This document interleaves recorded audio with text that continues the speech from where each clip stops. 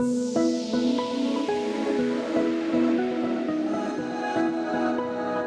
you start by outlining what role does Asic play in the finance community? First of all, I really want to say thank you so much for including us in this event. We really appreciate your time.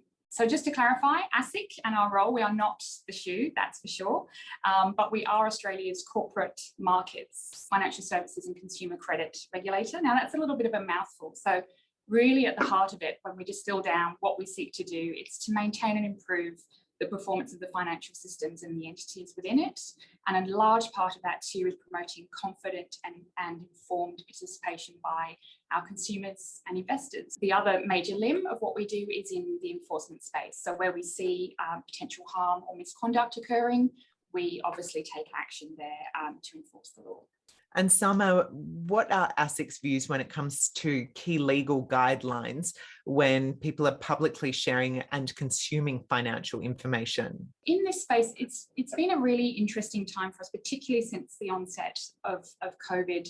We are seeing that more and more people are sharing information in our ever-growing digital world, right? So, there's challenges for us as a regulator in that, so that there's a fragmented nature when we're talking about social media and the internet. There's the scale of information that we have to monitor. There's ease of access to that information and the rapid churn rate too. So these are all considerations that make it quite a complex environment for us right now. But if I were to boil it down and keep it very simple in terms of three fundamentals that people need to be aware of, it's are we talking about people providing a financial service? And if that's the case, you do have to have, and again, a bit of a mouthful, an Australian Financial Services Licence, an AFSL, as we call it. Second of all, is there misleading or deceptive statements in that information? Really important. And thirdly, market manipulation. So we're seeing more and more what you might have heard of in terms of pump and dump activity. Sometimes it's called momentum trading. And we need to be really cognizant of that. And if there's a deliberate attempt to interfere with the fair operation of a market, then Asic will want to look at that, investigate, and potentially take action. Okay, now Summer, the ASX last year reported a record amount of new investors on the Australian share market. What does Asic believe are the greatest risks to new investors, and how can they protect themselves? The market dynamics are very interesting right now and ever evolving. And look, I think there are some really key risks there, and I can talk through a handful of those. Probably the first one is around if we were to see market correction.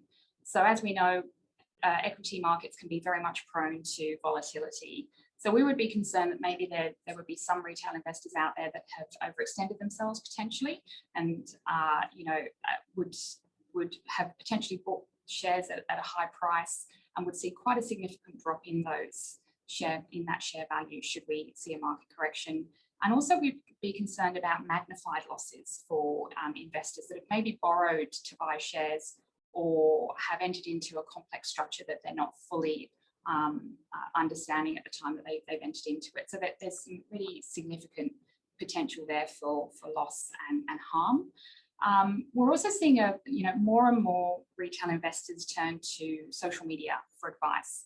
And look, that can be okay as a means of getting some background information, but we just really want people to remember that relying on social media comes with a degree of risk.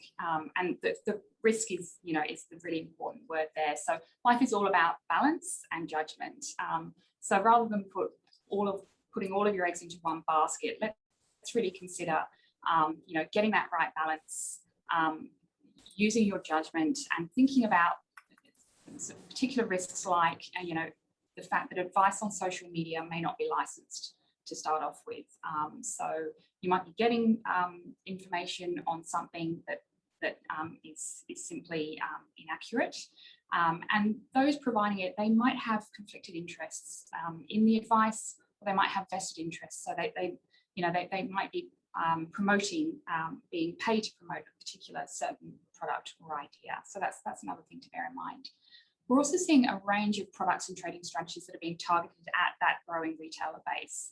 So we've got things like copy trading, gamification of trading, And here we would encourage people to be a little bit selfish, make it all about you. You know, take that time to really understand what the product is, what its risk profile looks like, and what it means for then your exposure, so to gains and losses, and what's your risk tolerance within that. So take the time really to sort of think through those issues.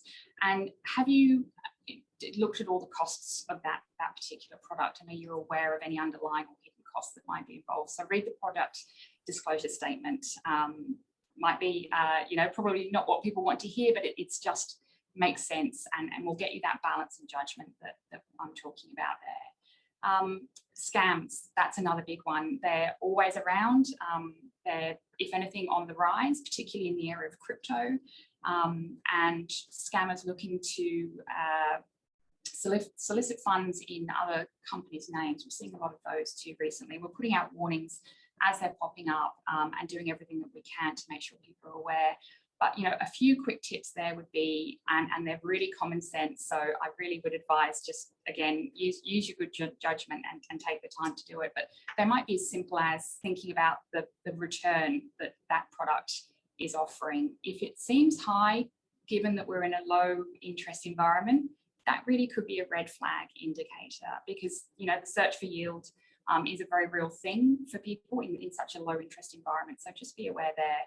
Do an internet search too on the company and the entity that you're looking to deal with. You might find that the you know, on the legitimate website, the details simply don't match what you've been given. And check the account name too. It's a really simple thing to do, but you know, if you're depositing money, you want to make sure it's going to the right place. And again, check the legitimate entity and the fact that whether those details actually match.